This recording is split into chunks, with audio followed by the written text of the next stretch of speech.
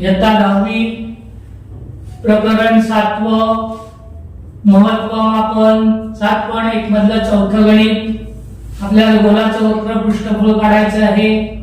गोलाची त्रिज्या r बरोबर 7 semi, पाय 22/7 किंवा 3.4। त्रिज्या 7 असल्यामुळे आपण 22/7 घेणार आहोत। गोलाचे वक्र पृष्ठफळ बरोबर सूत्र आहे 4 पाय r वर्ग। गोलाचे वक्र पृष्ठफळ 4 गुणिले 22/7 गुणिले 7चा वर्ग। गोलाचे वक्र पृष्ठफळ बरोबर 4 गुणिले 22/7 गुणिले 7 गुणिले 7चा वर्ग। आपण 2 वेळा 7 लिहायचं, घनवर्ग नाही केला तरी चालेल। 7 एके 7 7 एके 7। गोलाचे वक्र पृष्ठफळ बरोबर 4 गुणिले 22 गुणिले 7। गोलाचे वक्र पृष्ठफळ 22 + 88 गुणिले 7। गोलाचे वक्र पृष्ठफळ बरोबर 7 × 8 = 56 6 × 5 7 × 8 = 56 6 61 616 सेंटीमीटर वर्ग। पाचव्या गणितात आपल्याला काय सांगितलेलं आहे की एका इष्टिकाची तिची लांबी, रुंदी आणि उंची दिलेली आहे आणि आपल्याला काय सांगितलं की ती इष्टिकाची ती तळवली आणि त्याच्यातून एक शंकू तयार केला। त्या शंकूची उंची 24 सेंटीमीटर आहे। तर शंकूची त्रिज्या आपल्याला काढायची आहे। पहिल्यांदा आपण इष्टिकाचितीचे घनफळ काढून घेऊ। इष्टिकाचितीचे घनफळ बरोबर लांबी गुणिले रुंदी गुणिले उंची, L गुणिले B गुणिले H। इष्टिकाचितीचे घनफळ 44 गुणिले 21 गुणिले 12। प्रथम 12 ने आपण 44 ला गुणू। 12 × 48 8 4 12 × 48 आणि 4 52। इष्टिकाचितीचे घनफळ 528 गुणिले 21। 21 ने आपण 528 ला गुणूया। 1 ने 8 ला गुणलं 1 × 8 1 × 2 1 × 5 5। 0 लिहिला 2 × 8 16 7 चला 1 2 × 4 ने 5। चला आजचे काय नाही 2 × 5 10। बेरीज केली 8 6 2 8 5 5 10। चला 1 1 1 11088। इष्टिकाचितीचे घनफळ आपल्याला मिळालं 11800 सेंटीमीटर घन।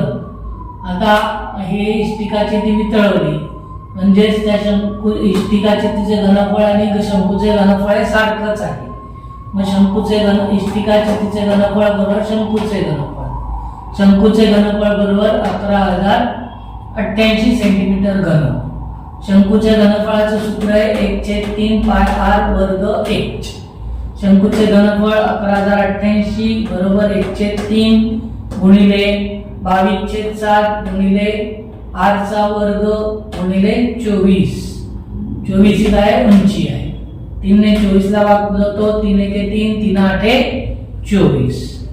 11800 बरोबर 22/7 गुणिले r वर्ग गुणिले 8।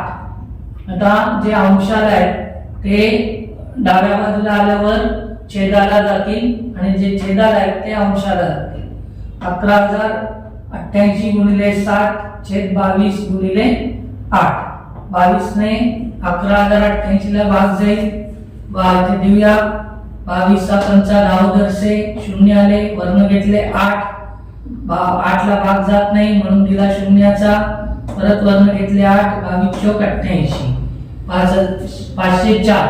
504 ला आपण परत 8 ने भाग दिला। 8 × 48 50 मधून 48 गेले 2 वर्ण घेतले 4 8 × 24 म्हणजे 63। मग 63 गुणिले 7 बरोबर r वर्ग। आता आपण इथे गुणाकार न करता 63 चे अवयव काढले। 9 × 7 = 63 बरोबर r वर्ग। 9 चे परत अवयव पडतात 3 गुणिले 3 गुणिले 7 गुणिले 7 बरोबर r वर्ग। वर्गमूळ काढताना आपण 2 2 चे गट करतो आणि त्याच्याऐवजी एक संख्या घेतो।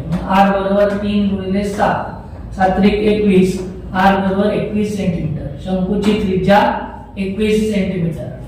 आता आपल्याला 6वं गणित बघूया। आपल्याला एक चितीचा एक पिंप दिलेला आहे, वृत्ताचितिकार पिंप आहे आणि एक शंखाकृती जग आहे। या शंखाकृती जगाने आपण त्या वृत्तचितीमध्ये काय करणार आहोत पाणी भरणार आहोत. मग असे किती जग आपल्याला पाणी भरावं लागेल हे आपल्याला म्हणजे जगाची संख्या काढायची आहे. मग जगाची संख्या काढण्यासाठी आपण पहिले काय करणार तर वृत्तचित्तीची त्रिज्या आपल्याला r बरोबर 7 सेमी, वृत्तचित्तीची उंची h बरोबर 10 सेमी, शंकूची त्रिज्या बरोबर r 3.5 सेमी, शंकूची उंची h बरोबर 10 सेमी.